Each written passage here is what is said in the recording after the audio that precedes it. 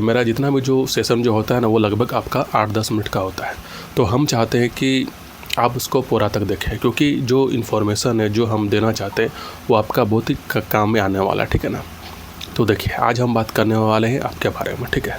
यानी कि आप तैयारी कैसे कर सकते हैं ना, जैसे कि मान लीजिए आप अपना बेस्ट कैसे दे सकते हैं, एक सिंपल भाषा में जो बोले, ठीक है। तो देखिए, बात क्या होता है कि आप जितना भी कुछ भी करेंगे ना, तो सबसे पहले बात क्या होता है कि उसका कोई एंड पॉइंट नहीं है, यानी स्ट्रेटजी का। आप कोई भी रणनीति अपनाइए, आप कोई भी स्ट्रेटजी अपनाइए, तो वो तब तक आपका ठीक नहीं होगा जब तक आप खुद से वो स्ट्रेटजी को नहीं अपनाएंगे, जब तक आप खुद से रणनीति को नहीं बनाएंगे।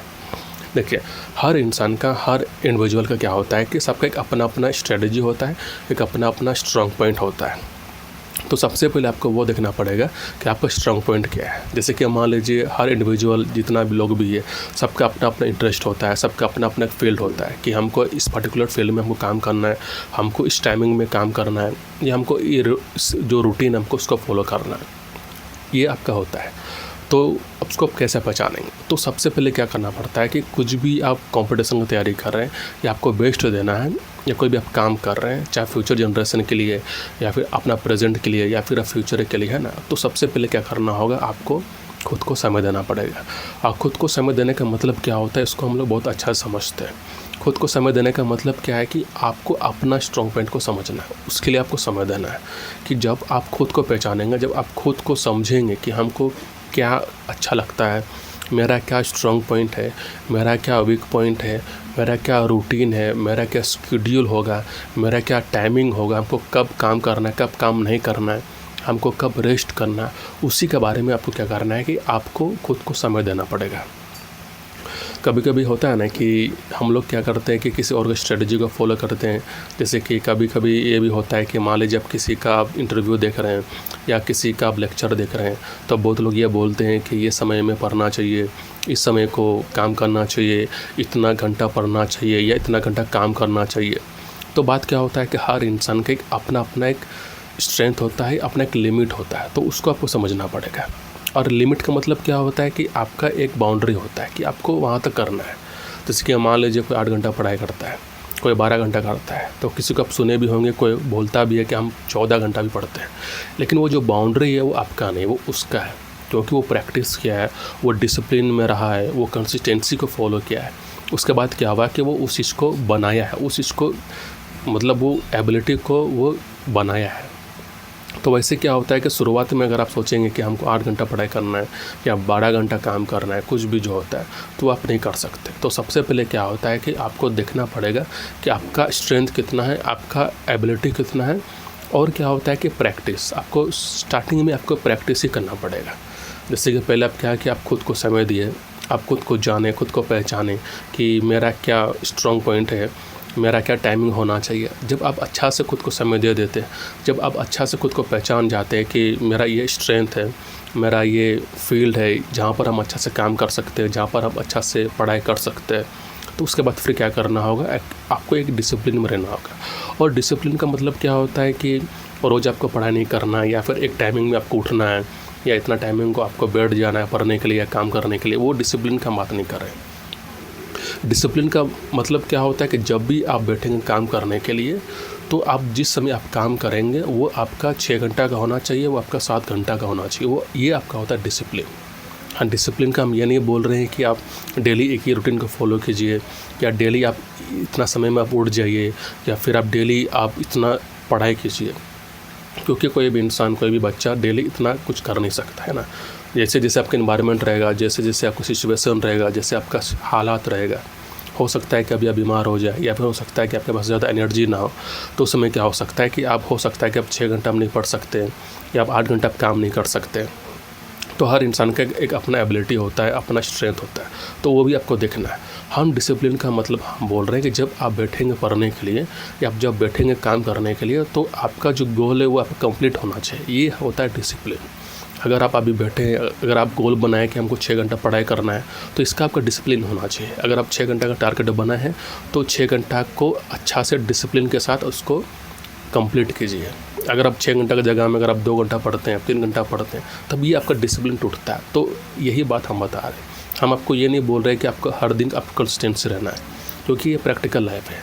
कभी कभी आप बहुत लोग के इंटरव्यू आप सुनी होंगे या लेक्चर में आप सुनी होंगे कि बहुत लोग बोलते हैं कि ये करने के लिए, वो करने के लिए, किसी चीज़ को पाने के लिए, गोल को अचीव करने के लिए डिसिप्लिन होना बहुत ज़रूरी है, कंसिस्टेंसी होना बहुत ज़रूरी है। बात सही है, हम डिनाई नहीं कर रहे, उसको हम इग्नोर नहीं कर रहे हैं। लेकिन हर इंडिविजुअल का, हर इंसान का, हर बच्चा का अपना अपना स्ट्रेंथ होता है, अपना अपना एक पोटेंशियल होता है, तो उसको भी देखना बहुत ज़रूरी है।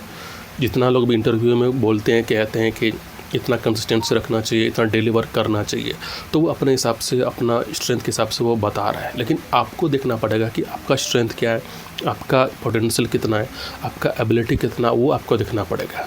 तो डिसिप्लिन का सेंटर वाला बात अगर हम बोलें, डिसिप्लिन आपको क्या करना पड़ेगा कि जब भी आप बैठते हैं कुछ काम करने के लिए या पढ़ने के लिए या फ्यूचर के लिए कुछ आप सोच रहे हैं कि हमको ये इसको मतलब हासिल करना है, ये टारगेट को हमको पाना है, तो उस जगह में आपको डिसिप्लिन में रखना पड़ेगा।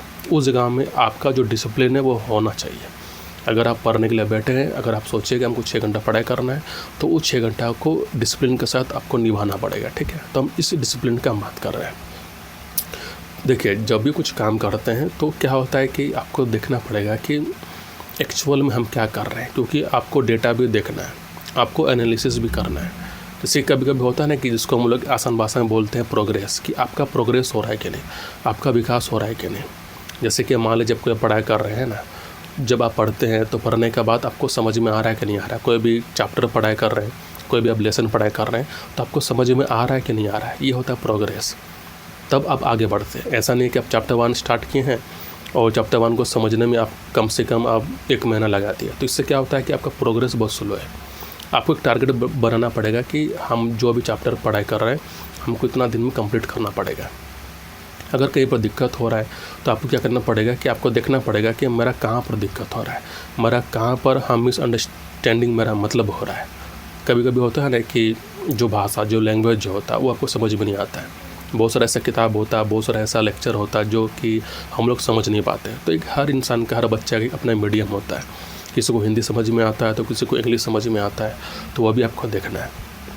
तो बेस्ट आप तभी दे सकते हैं जब आपका वो जो कैपेबिलिटी है, जो आपका जो पोटेंशियल है, जो आपका एबिलिटी है, जब उसको पहचान लेते हैं तब आप उसको बेस्ट दे सकते हैं।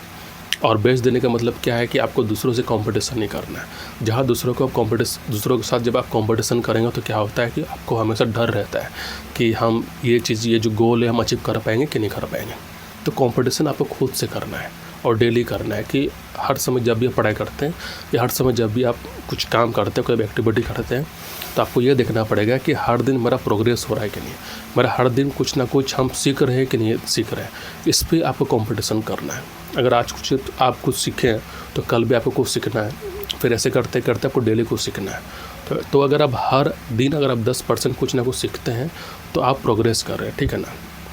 जब भी कोई समय आता है, जब भी कोई टास्क आता है, जब भी कुछ काम आता है, तो उस पर आपको क्या करना पड़ेगा कि आपको खुद को समय देना ही पड़ेगा।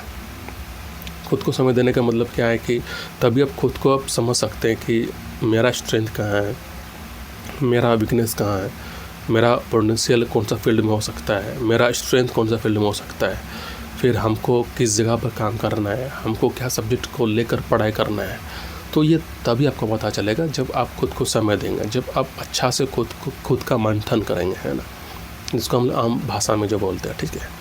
तो ठीक है, तो आज के सेशन को हम यहीं पर रखते हैं। और अगर कोई भी आपके पास कोई प्रॉब्लम रहेगा, कोई समस्या रहेगा, तो आप हमसे पूछिए, हम उसका जो जवाब है हम आपको आसान भाषा में देंगे, ठीक है।